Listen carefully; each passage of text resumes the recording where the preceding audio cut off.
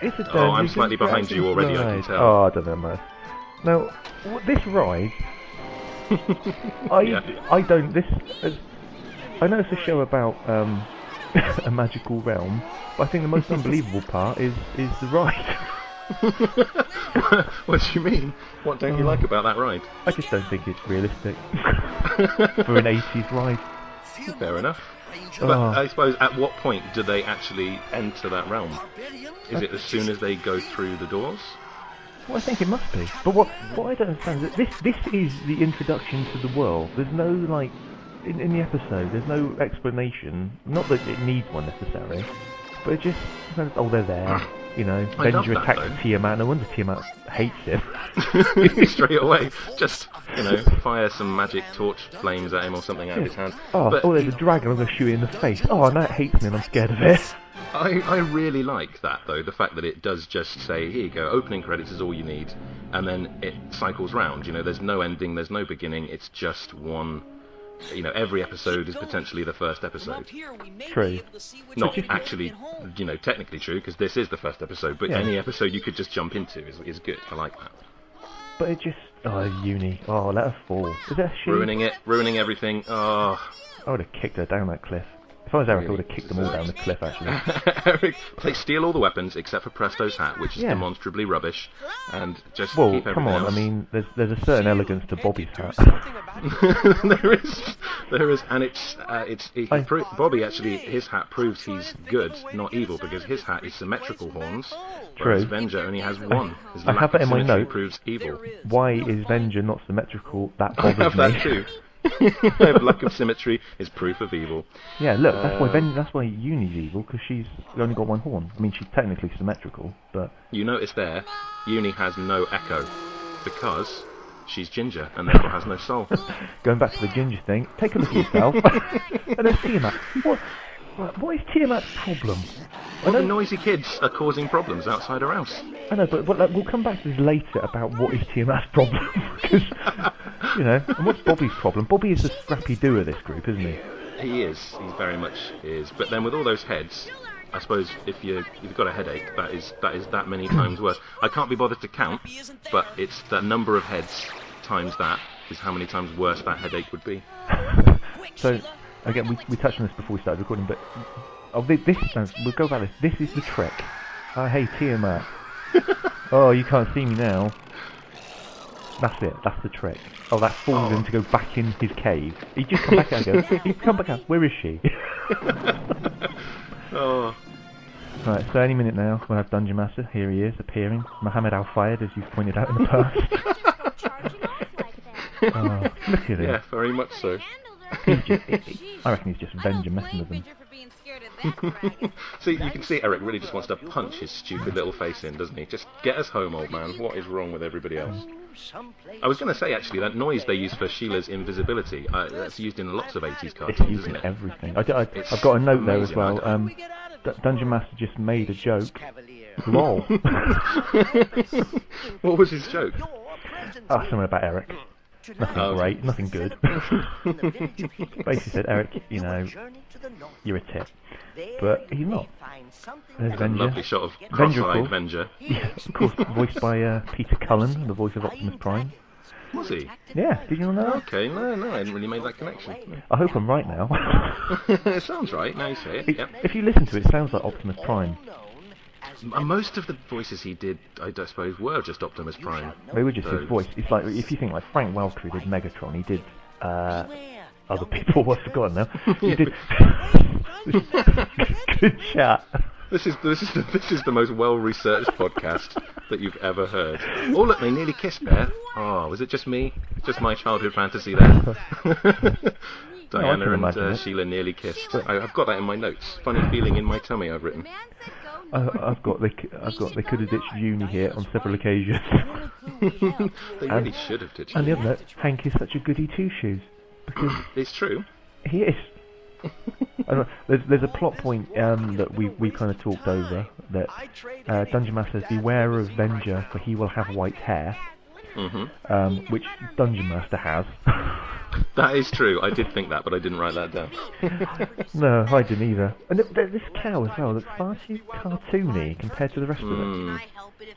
But there's lots of odd styles. Like at times, like this is very anime. This shot of Diana here is very much where they kind of shipped out their animation to other studios, wasn't it? Didn't they use a big practice in the 80s was to kind of ship out to Japanese animation studios? I think they did it a lot in things like real Ghostbusters and things. So it does tell because it does jar sometimes. This is one of the horrible things, isn't it, of going back and watching these as a grown-up, because you know at the time it's the best thing in the world, and then you watch it and you see all the flaws, and it's quite depressing, really. Yeah, it is depressing, but it's. Man, why is Uni sound like a sheep as well? I've only just noticed that. Is that what unicorns sound like? I think, isn't that Frank Welker as well that does Uni's voice? The voice Quite possibly. I think Frank Welker might do Hank. I mean, maybe I should have looked into this before. There's no research at all. This is awesome. This is yeah. Everyone, follow me. Why?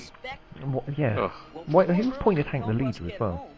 I think he just appointed himself the leader because he's got that sort of Freddy from Scooby-Doo vibe, and you know he's blonde. That's who Frank Welker voiced. Freddy from Scooby-Doo. They don't know Uni. They could easily. This is where they could have ditched Uni. I've written that as well. I've actually written a good excuse to ditch it because I can't assign a gender to Uni, so I've just written it. I would have pushed a rock on its head as well. Bloody Uni. I was saying to you as well, I didn't realise there were so many references to Eric's wealth. He talks about this castle being like a place, having a place like this in the mountains. I don't remember noticing so many. It's not something it's not something I recall from but then I suppose as a kid you don't really pick. But with an 80s mentality, he should be the hero because, you know, he's... What's the 80s mentality? If they're walking on a cloud, the bits of cloud that were running in between the two clouds then they could have stepped on. They could have just jumped on them. And I've made a note about this. This has got to be the worst security of any castle ever, where you can drop a drawbridge from the outside. Now that does show the difference in our mindsets, because what I wrote was, fur bikini butt shot. But it's like, this will keep them out. Oh, someone's read these plans wrong. Right, right. Now this is a given here that Merlin is Venger, because I think most episodes they trust someone, and it's Venger, and he definitely has white hair. He has a white hair twofold. Yeah, and then why would he have hair attached to his hat? Well, he has white hair attached to his hat, which is their first clue, and also he's holding a white hair in his arm, so he's technically rubbing their noses in the fact that they're so stupid they couldn't get the easy clue that Dungeon Master gave them. I guess as a viewer in the 80s, you probably watch this and just accept.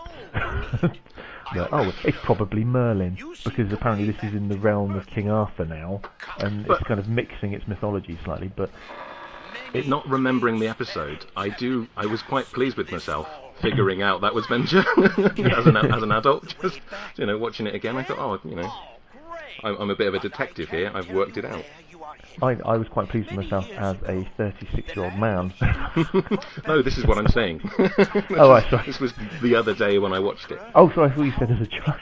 No. As a grown man, I was very impressed with my Columbo-style skills. Well, I was watching kind of headphones on in preparation, and turned to Debbie, who, to anyone who doesn't know, is my wife, and said, "I've figured this out." And she kind of looked at me and say, "Really?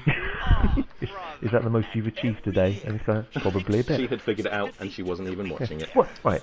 There's Tiamat again. What is Tiamat's problem? Why has he followed them? If he doesn't want them near him, I'll just follow him. He's come looking for them. I'll just follow him on a cloud. Yeah, why not? Go away. Go back in your cave. They have a certain dragon quota I think they have to fill. But is it a dragon? I know we've mentioned it already, but... Well, I don't know, because you had a good point about that. Well, yeah, isn't it a dragon with more than one head of Hydra? I've no idea. Again, no research, idea. I'm going to just say yes. The Imagine arrows are having no effects. Run! Quick, a big wooden door, the one weakness of a fire-breathing dragon. You think they would have learned from the previous attempt when he was firing his whatever they are arrows at Tiamat?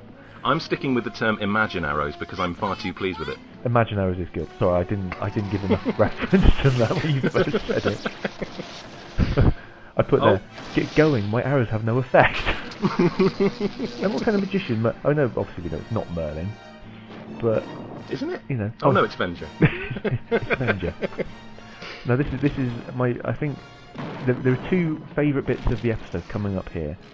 It's something Diane says in a minute, which I wait for her to say it.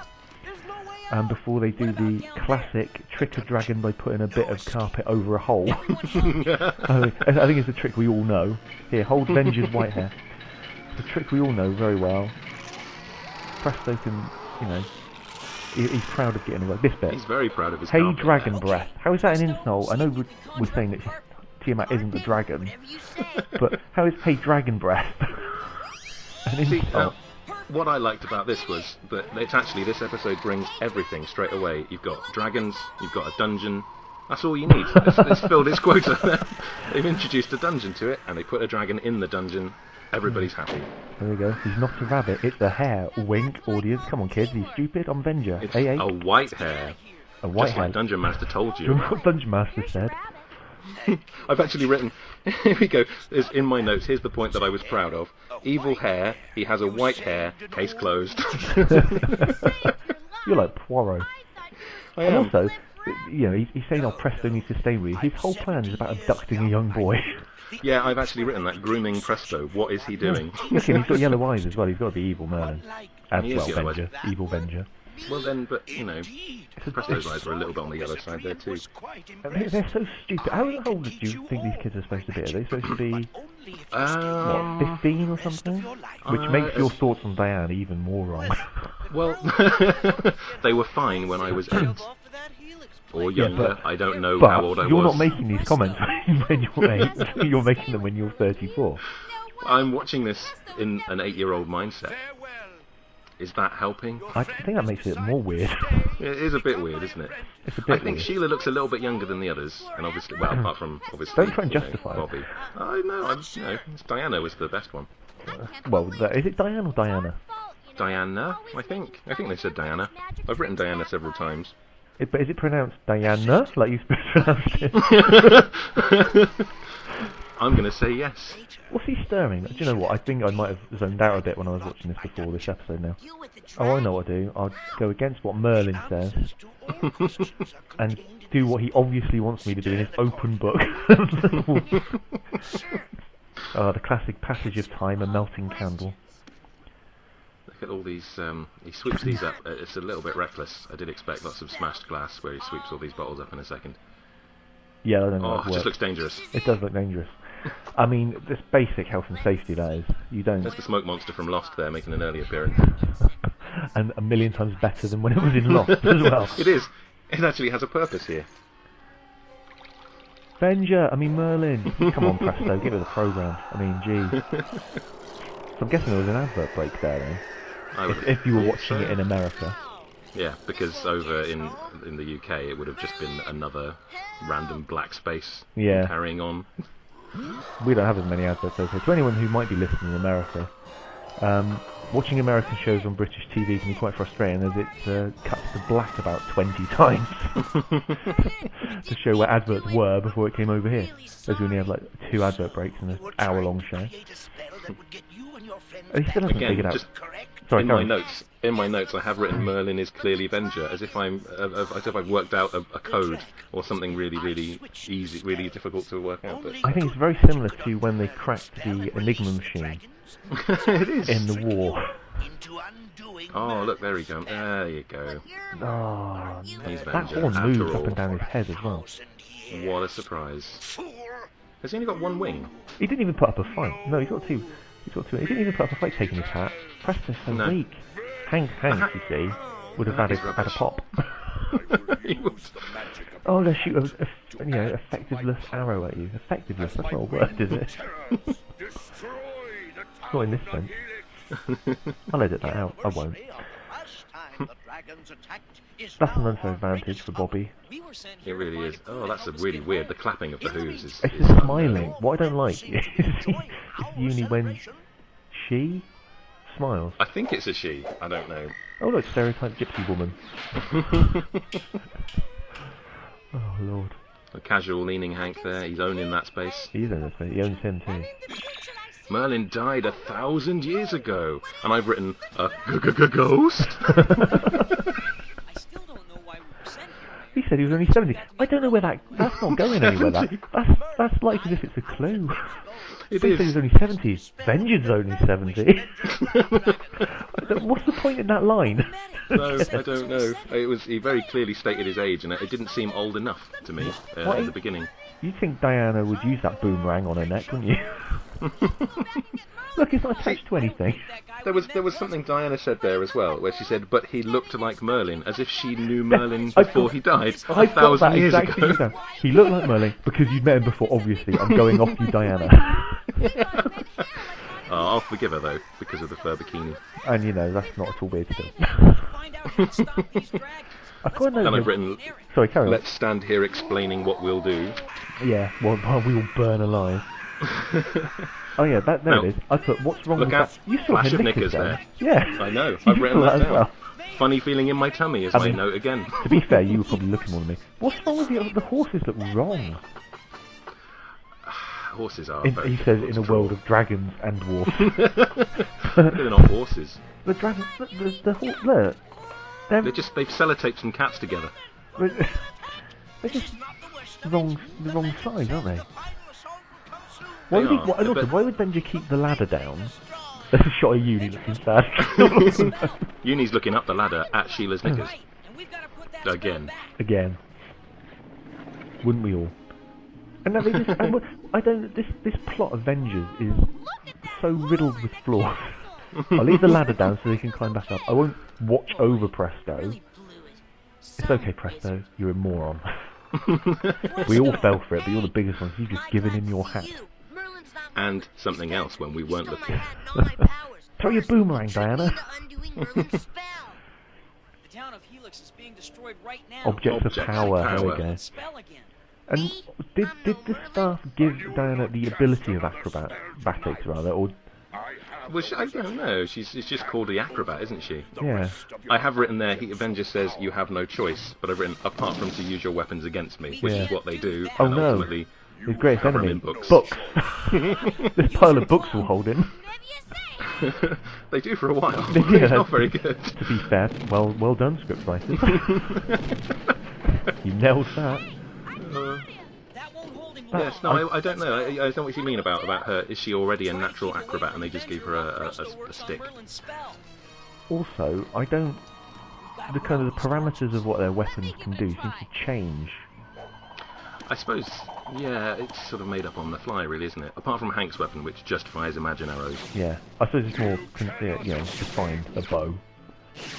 Then just torch hand power is coming very handy there again. Yeah. Oh, that's like the, do you remember the old 80s Incredible Hulk TV show? Yeah. That close-up Avenger then just reminded me of that, I don't know why. The eyes, I think. Presto's getting a bit feminine. He looks a little bit like Sheila in that previous shot then. Don't get too excited. There's Avenger again. I'm excited. I've put here, Dungeoneers Rollout. Peter Cullen, that's the reference. Actually, no, what I've actually put is Dungeoners because I spelled it wrong, but yeah, if I don't bring that up, no one will know. Now we've got to let Tiamat out again here because we haven't seen a dragon or a dungeon for at least a minute. And also, wood is incredibly impervious to fire. It is, yes. His one weakness, a big wooden door. The first thing he does is blow flames out. Yeah, exactly. Face thinking, God, wish I'd done that ago. And he's only been in about 5 minutes. Fire-breathing dragons are stopped by wooden doors far too easily. Yeah, you can smash And he through a goes wall. straight through a wall with a wooden door on it, easily. I'm confused. What are the rules? Why doesn't Tiamat just smash through the wall after him? He's got form on that. He has got form. Oh, there he goes. There he goes, through the wall. If Tiamat just stayed away from them, you're not happy. I don't know why he's so angry. Stay in your cave, Tiamat. I mean, you've got issues. He's got anger issues. I mean, I've never had more than one head, so maybe that's an issue. It's confusing. One of them's hungry, one of them's sad, one of them's asleep. I don't know what it's like. One of them fires electricity. Yes, because there's that very obvious old cartoon electricity noise that plays, isn't there? Just throw all the sound effects at it, I don't know. The horses again. Well, here we go. Look out for the seductive dungeon master on the horse, where I've actually written again, funny feeling in my tummy. Oh, never get your magic hat back. See, now, Dungeon Master's clearly in on it with Venger, because Hello, it's the only way he could have this hat. Yeah, he's bloody done. He is Venger, isn't he? He must be Venger. But Have they ever been in the same room together? But then why would he give them all the weapons in the first place? Just boredom. Boredom. There's not much going on. He's like the sentry in the void. All the good wizards died at age 70 1,000 years ago. He's got nothing else to do. No contemporaries. I know, I'll make a bunch of 15-year-olds super powerful and then just toy with them for half an hour a week. I know a place where they think you're as good as Merlin himself. Yeah, Helix. Here we go. Oh, here we go. Oh, you didn't see this joke coming.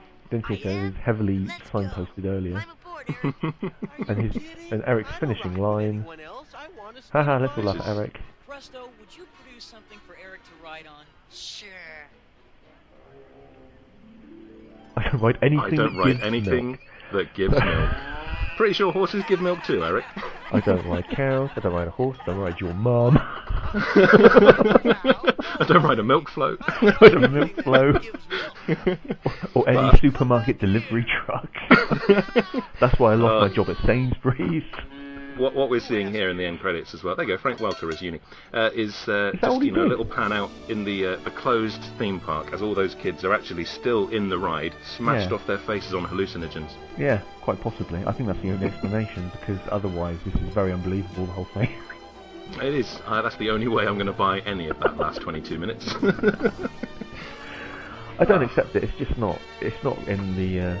It's not in the realms of believability. It's in the realms of Dungeons and Dragons. Yes.